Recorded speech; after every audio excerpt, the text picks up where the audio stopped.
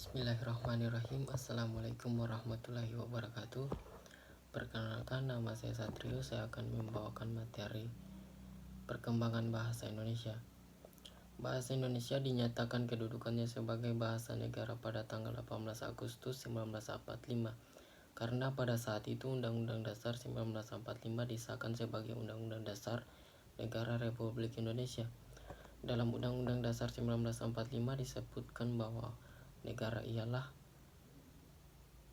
bahasa negara ialah bahasa Indonesia. Lanjut, peresmian nama bahasa Indonesia. Bahasa Indonesia resmi pada tanggal 28 Oktober 1928. Para pemuda kita mengingkarkan Sumpah Pemuda. Naskah putusan Kongres Pemuda Indonesia tahun 1928 itu berisi 3 butir kebulatan tekad sebagai berikut. Pertama, kami putra dan putri Indonesia mengaku bertumpah darah yang satu, tanah Indonesia. Kedua, kami putra dan putri Indonesia mengaku berbangsa yang satu, bahasa Indonesia. Ketiga, kami putra dan putri Indonesia menjunjung bahasa persatuan, bahasa Indonesia. Lanjut, kedudukan dan fungsi bahasa Indonesia. Kedudukan bahasa Indonesia berkedudukan sebagai bahasa nasional sesuai dengan Sumpah Pemuda 1928. Dan bahasa Indonesia berkedudukan sebagai bahasa negara sesuai dengan Undang-Undang Dasar 1945. Kemudian fungsi bahasa Indonesia. Dalam kedudukannya sebagai bahasa nasional, bahasa Indonesia berfungsi sebagai 1. Lambang kebanggaan kebangsaan. 2. Lambang identitas nasional. 3. Alat perhubungan antar warga dan antar budaya. Dan 4. Alat mempersatukan suku-suku bangsa dengan latar belakang budaya dan bahasa yang berbeda ke dalam kesatuan kebangsaan Indonesia. Lanjut, pengertian ragam bahasa. Ragam bahasa adalah bentuk bahasa yang bervariasi menurut konteks pemakaian.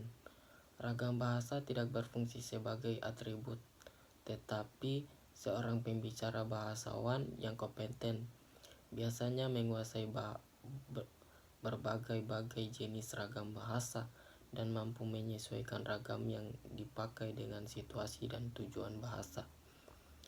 Lanjut, ciri dan jenis ragam bahasa. Ragam bahasa berdasarkan media. Ragam bahasa berdasarkan media terbagi atas 2. Yang pertama itu ragam lisan dan ragam tulisan. Pengertian dari ragam lisan. Bahasa lisan merupakan bahasa yang dihasilkan oleh alat ucap dan menjadikan fonem sebagai unsur dasarnya. Kedua, ragam tulisan. Ragam bahasa tulisan adalah bahasa yang dicorakan pada tulisan atau rangkaian huruf dengan memperhatikan tanda baca dan ketentuan. 2. Ragam bahasa berdasarkan standar. Ragam bahasa Indonesia tidak dikategorikan berdasarkan medianya saja, tetapi terdapat penggolongan ragam bahasa atas standar atau kebakuan bahasa, ragam standar, ragam non-standar, ragam semi-standar. Ragam bahasa Indonesia berdasarkan cara pandang penulisannya terbagi atas 5. Yang pertama, ragam dialek, ragam terpelajar, ragam resmi, ragam tidak resmi, dan ragam bahasa. Lanjut, pengertian ragam ilmiah. Ragam bahasa ilmiah adalah salah satu ragam bahasa Indonesia yang digunakan dalam pertemuan dan penulisan karya ilmiah, di mana ragam bahasa ilmiah ini diperoleh dengan sifat keilmiannya dan didasari oleh hasil pengamatan, peninjauan, penulisan dalam bidang tertentu. Disusun menurut metode pendekatan rasional, pendekatan empiris dengan sistematika penulisan yang bersantun. Bahasa dan isinya dapat dipertanggungjawabkan kebenarannya atau keilmiahannya. Lanjut, pengertian pedoman umum ejaan bahasa Indonesia. Ejaan bahasa Indonesia atau EBI adalah tata bahasa dalam bahasa Indonesia yang mengatur penggunaan bahasa Indonesia dalam kulit tulisan, mulai dari pemakaian huruf, penulisan kata, penulisan unsur serapan, serta penggunaan tanda baca. Lanjut, pemakaian huruf. Huruf adalah tanda aksara dalam tata tulisan yang melambangkan bunyi bahasa. Sementara abjad merupakan kumpulan atau sistem aksara itu sendiri berdasarkan urutan yang umum dan baku dalam bahasa tertentu. Lanjut, kemudian huruf vokal. Huruf vokal adalah huruf yang melambangkan vokal dalam bahasa Indonesia, terdiri atas huruf E, A, I, O, dan U. Lanjut, huruf konstan. Huruf konstan adalah huruf yang pelafalan bunyinya dihasilkan dengan menghambat aliran udara pada salah satu tempat di saluran suara di atas glotis. Lanjut, huruf diftong.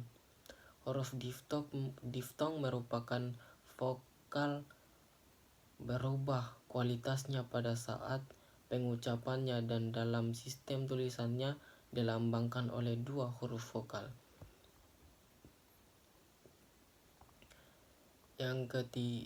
Kemudian gabungan huruf. Konstan gabungan huruf konstan KH, NG, NY, dan SY dalam bahasa Indonesia melambangkan satu bunyi. Konstan gabungan huruf ny dan sy melambangkan konsonan palatal, sedangkan konsonan velar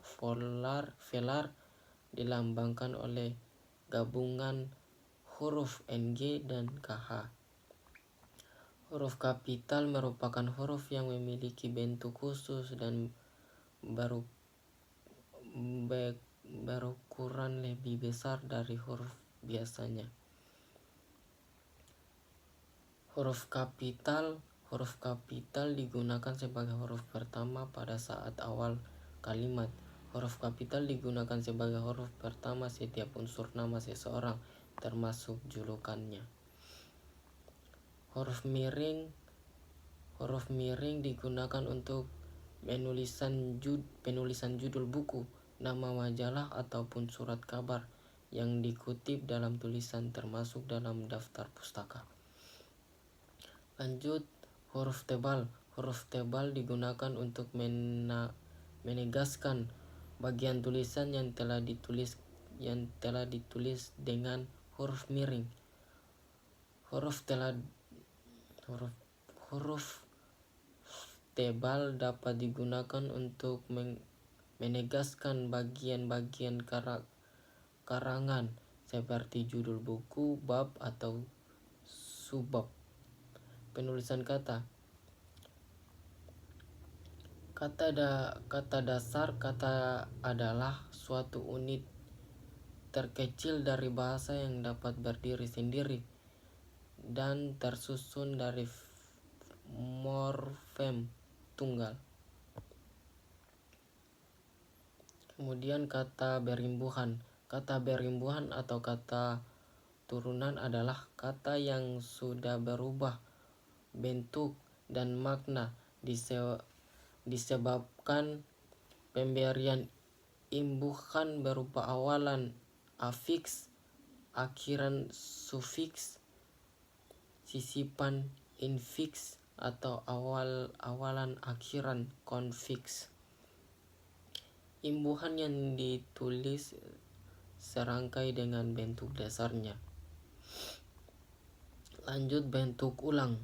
Bentuk ulang adalah kata dasar yang mengalami pengulangan, reduplikasi, hingga membentuk makna yang berbeda.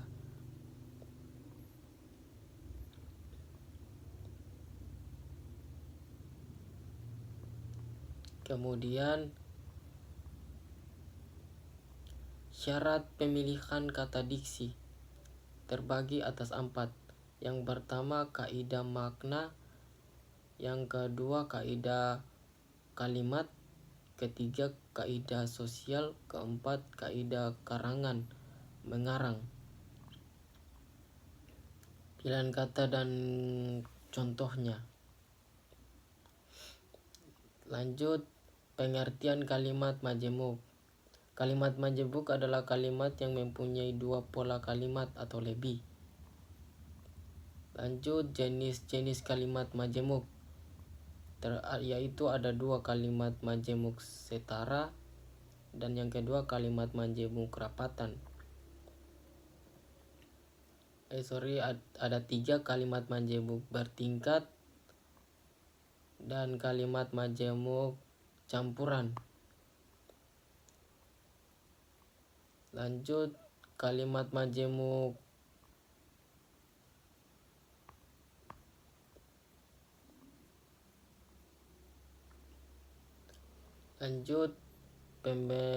pembentukan dan perluasan paragraf. Pengertian paragraf. Paragraf adalah seperangkat kalimat yang membicarakan suatu gagasan atau topik. Kemudian syarat paragraf terbagi atas 3. Kesatuan makna atau koherensi, yang kedua kesatuan bentuk atau kohesi, ketiga hanya memiliki satu pikiran utama. Kemudian jenis paragraf berdasarkan sifat dan tujuannya, berdasarkan letak kalimat, berdasarkan isi. Lanjut, metode pengembangan paragraf. Metode pengembangan paragraf terbagi atas 10, yaitu yang pertama metode klimaks antiklimaks, kedua metode pandangan, ketiga metode perbandingan dan pertentangan, keempat metode analogi, kelima metode contoh, keenam metode proses, ketujuh sebab akibat, ke-8 metode umum khusus, ke-9 metode klasifikasi, ke-10 metode definisi luas. Oke, itulah hasil persentase saya. Lebih dan kurangnya mohon dimaafkan. Saya akhiri dengan billahi taufik wal hidayat. Wassalamualaikum warahmatullahi wabarakatuh.